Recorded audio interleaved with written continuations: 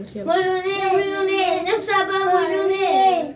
درس النقود او زي ما هما بيقولوا درس الفلوس. اول ما بيشوفوا الدرس بيبقوا فرحانين جدا، بس اول ما بيجي لهم مسائل زي دي يجيب مبلغ ويقول لهم المبلغ ده لو فكناه هيبقى كام زائد كام، او الرقم ده بيساوي كام زائد كام، تلاقي رأيهم اتغير خالص عن الدرس، مع ان المسألة بسيطة جدا ولو اتبعنا الخطوات بتاعتها هنعرف نحلها بكل سهولة. نبدأ بأول مسألة. هنا مدينا 35 جنيه، دي اختصار للجنيه. في كل مرة هنكتب فيها المبلغ لازم نكتب جنيه. يعني مثلا احنا لو كتبنا كده دي اسمها ايه؟ 100. طب لو كتبنا كده 100 جنيه، دي مش زي دي خالص، دي 100 العدد 100 ودي 100 جنيه، لازم نحط اختصار الجنيه. نبدأ بأول مسألة وهي من رقمين بس، 35 جنيه. اول حاجه نبدا بيها في اي مساله ان احنا هنبص على الرقم الكبير اللي هو بيبقى على الشمال. هنا على الشمال في كام؟ في 30. ال30 كام زائد كام؟ احنا عندنا 10 صوابع. في المسائل دي هنعتبر ان كل صابع مش بواحد ب10، يعني هنقول 10 20 30 40 50 60 70 80 90 100، كل صابع ب10. طب هو دلوقتي مدينا كام؟ مدينا 30. 30 هنطلعهم على ايدينا. 30 كام زائد كام؟ 20 زائد 10 او 10 زائد 10 زائد 10. هنقول 20 جنيه زائد 10 جنيه. الكام اللي بعدها؟ 5. ممكن نكتب زائد 5 جنيه او ممكن نفك الخمسة. الخمسة تتفك الكام؟ ال5 جنيه فيها كام جنيه؟ فيها 5. 1 2 3 4 5. مسألة تانية هنزود شوية درجة الصعوبة، وهيقول لنا احنا عايزين نفك المبلغ ده بس بثلاث طرق مختلفة، 3 مبالغ مختلفة. هنفكها ازاي؟ برضو بنفس الطريقة. اول حاجة هنبص عليها الرقم الكبير اللي على الشمال. اللي على الشمال 100، ممكن نكتبه 100 زي ما هو عشان لسه في اول خطوة ما نكبرش قوي الارقام. نكتب الكبير الاول زائد بعد كده 7 في العشرات يعني ايه؟ يعني 70 جنيه. هنطلع ال70 جنيه على ايدينا، هيبقى كام؟ هيبقى ممكن 50 وكام و20. 70 50 جنيه زائد 20 او زائد 10 و10، مننساش علامة الجنيه. الرقم التالت والاخير 8. 8 كام زائد كام؟ 5 زائد كام؟ طبعا هيقولوا زائد 3 جنيه او 5 زائد جنيه زائد 2 جنيه. لا، احنا نفهمهم ان الارقام اللي بنكتبها او العملات اللي احنا بنكتبها اللي هي معانا في الورق هي العملات الورقيه اللي معانا.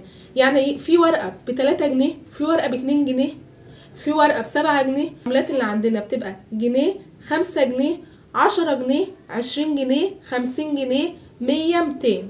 8 هتبقى 5 جنيه زائد 3 جنيه اللي هما جنيه زائد جنيه زائد جنيه. تمام. هو عايزها دي اول طريقه او اول خطوه، عايزها بخطوتين كمان او بطريقتين كمان. هنعملها ازاي؟ هنبص هنا اللي احنا كاتبينه عشان تبقى اسهل، عشان ما نكررش نفس الارقام. هنا ال100 ممكن نفكها لكام؟ 50 جنيه زائد 50 جنيه.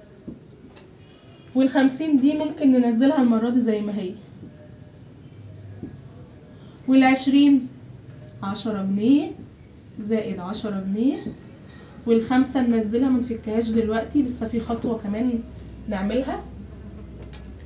وال3 جنيهات هننزلهم زي ما هم، جنيه زائد جنيه زائد جنيه. الطريقة التالتة بقى، هنا في رقم متكرر 3 مرات فمش هنفكه كله عشان ما تكبرش مننا. هننزل اول واحد زي ما هو 50 جنيه.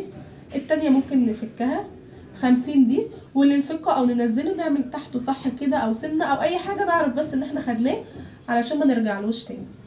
ال50 التانية ممكن 25 جنيه زائد 25 جنيه. وال50 التانية برضو ممكن 25 جنيه زائد 25 جنيه او 20 زائد 20 زائد 10. هندخل على 10 التانية، في 10تين ننزل 10 زي ما هي ونفك ال10 التانية اللي هي 5 جنيه زائد 5 جنيه ناقص ال5 جنيه. 5 جنيه دي ممكن نفكها ل5 جنيهات كده، او ممكن نسيبها زي ما هي. انا في المسألة كام؟ 3 جنيهات. حل مسألة كمان عليه زي ما احنا قلنا. اول حاجة بنبص عليها الرقم الكبير اللي هو على الشمال. ال300 كام زائد كام؟ 200 زائد 100 او 100 زائد 100 زائد 100.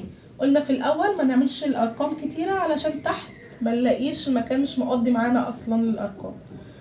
ال300 هنقول 200 جنيه زائد 100 جنيه. هنبص على اللي بعدها ال2 اللي هي ال20 10 جنيه زائد 10 جنيه. 7 كام؟ 5 زائد مفيش ورقة ب2 جنيه، يبقى 5 زائد جنيه زائد جنيه، يبقى 5 جنيه زائد 1 جنيه زائد 1 جنيه. عايز بخطوة تانية أو طريقة تانية. 200 ممكن نفكها المرة دي تبقى 100 جنيه زائد 100 جنيه، خدناها نعمل علامة تحتها منرجعلهاش تاني. وال100 التانية هننزلها زي ما هي، أو ممكن نفكها بس ننزلها، ما نكبرش المسألة مننا ويجي في آخر خطوة أو في آخر طريقة نحتاس من كبر الأرقام. خدنا ال100 دي هندخل على 10، في 10تين ننزل واحدة زي ما هي ونفك التانية. ما يبقى في رقمين أو 3 زي بعض ننزل واحدة ونفك الباقي، مش شرط نفك كله عشان ما تكبرش. التانية هنفكها تبقى ال10 5 جنيه زائد 5 جنيه، وال5 دي ممكن ننزلها زي ما هي المرة دي. وال2 جنيه هننزلهم 1 جنيه زائد 1 جنيه. الخطوة الأخيرة في كام 100؟ في 3، ننزل واحدة ونفك الباقي. ال100 دي هتبقى 50 جنيه، خدنا دي وخدنا دي 50 جنيه. وال100 التالتة ممكن نخليها 50 جنيه زائد برضو ممكن 50 جنيه، بس المرة دي نفكها بقى نخليها 25 جنيه زائد 25 جنيه. وفي هنا كام؟ 3 خمسات، ننزل 2 ونفك واحدة كفاية، لأن الجنيهات بتبقى معانا كتير أوي. 5 جنيه، والتانية هتبقى 5 جنيه برضو. نفك الأخيرة اللي هي 1 جنيه زائد 1 جنيه زائد 1 جنيه زائد 1 جنيه ناقص 1.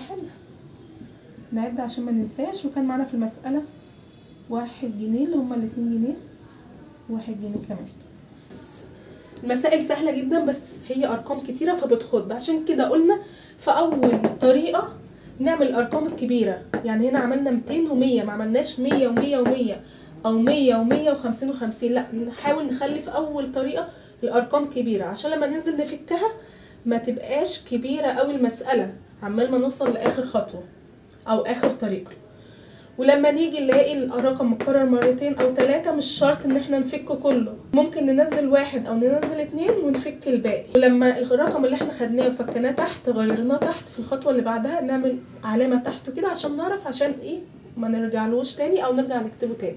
هو ده كان الدرس الاول في مادة الرياضة للصف الثاني الابتدائي. يا رب يكون الشرح كان بسيط وسهل، ويا رب يكون علم ينتفع به. ما تنسوش تصلوا على النبي صلى الله عليه وسلم، وشكرا.